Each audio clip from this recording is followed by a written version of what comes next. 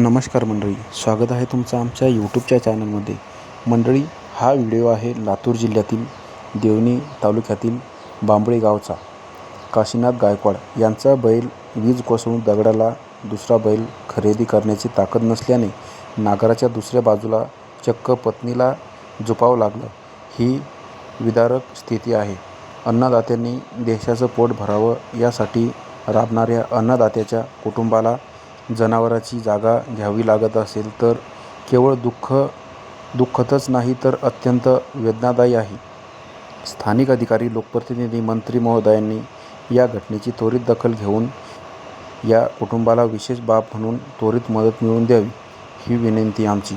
पण मंडळी, तुम्ही हा जो बोध टाकत आहात फेसबुक, इंस्टाग्रामला राजकारणी मंडळींनी, यामागचं कारण काय आम्हाला तर समजू द्या.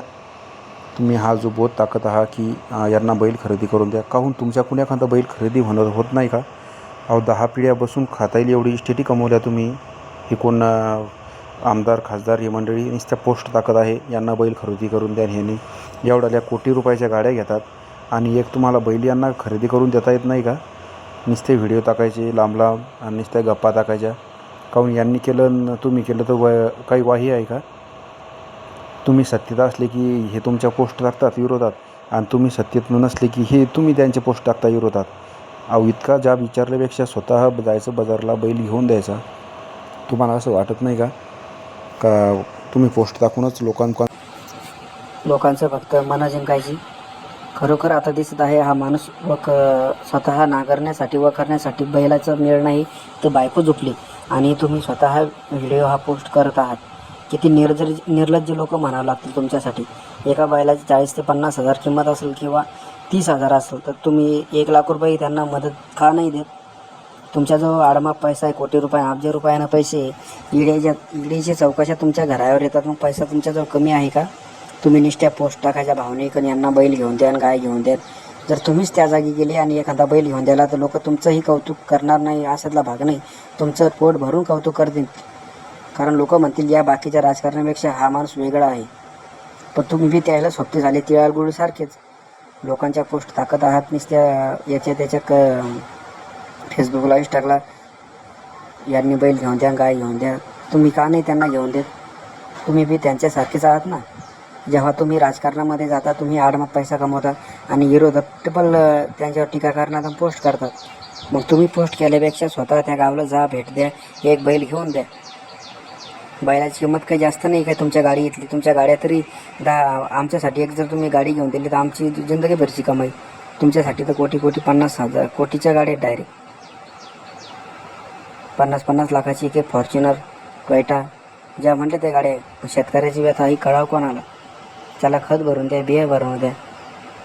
आमदार गायकवाड यांनी मागच्या वेळेस ते बैल असाच व्हिडिओ व्हायरल झाला, यांनी सुद्धा त्या बैलावाल्याला असंच एक मागचंच लातूरचं का कुठलं पॅटर्न होतं, त्या माणसाला अक्षरशः बैल नव्हते, त्यानं स्वतः हा असं एक कार्यरत खेळ केला होता. तर शेवटी तो आमदार गेला, त्यांनी 1 लाखाची मदत आणि किराणा भरून द्याला. शेवटी सत्तेतला माणूस होता, तर शेवटी ऐकलं त्या माणसाने. आणि जरी सत्तेत नसता ते माणूस तर त्याने हा प्रकारसुद्धा केला असता. पण हे बाकीचे लोक पोस्ट करत आहात, या व्हिडिओ मागचं कारण काय आहे लोकांनासुद्धा कळू द्या. तुम्हाला जर राजकारण करायचं असेल तर राजकारण लोकांच्या, शेतकऱ्याच्या नावावर करू नका, स्वतःच्या हिमतीवर करा. अशा रिकाम्या भानगडी टाकू नका तुम्ही. आता ही पोस्ट टाकली रोहित पवार यांनी, काल टाकली होती रविकांत तुपकर. ही कशाला तुम्ही रिकाम्या भानगडीची पोस्ट करायला लागले हो? एका बैलाची किंमत तुमचं रोजचं डिझेल आहे तेवढ्याचं, गाड्याचं मेंटेनन्स खर्च जर पाहिला तर तुमचा एका बैलाच्या वरही येतो रोजचा. मी एक बैल का नाही त्यांना घेऊन देत तुम्ही? मंडळी, तुम्हाला खरोखर शेतकऱ्याला जर मदत करायची असेल तर स्वतःच्या खिशातून करा. अशा रिकाम्या पोस्ट करून, भानगडी करून लोकांचं मनं दुखवू नका. व्हिडिओ काढून आणि लोकांची रिकाम्या अखेरमध्ये तापू नका. या मंडळाला अक्षरशः पाणी नाही इकडे या साईड, एक तर दुष्काळग्रस्त आहे, आणि तुम्ही रिकाम्या भानगडी टाकून लोकांचे मनं जिंकवू नका, लोक मॅड करू नका. तुम्ही बी राजकारणी, ती पण राजकारणी, तुम्ही एकाच माळीतली मनी. सत्तेत विरोधात काही विषय नाही. तुम्ही एका खुर्चीवर बसले की ओळखू येत नाही सत्तेतला कोणता आहे आणि विरोधक कोणता आहे. तर अशा रिकाम्या भानगडीपासून हे करा. मंडळी, हा माझा व्हिडिओ कसा वाटला तुम्हाला एकदा कमेंट करून नक्की कळवा.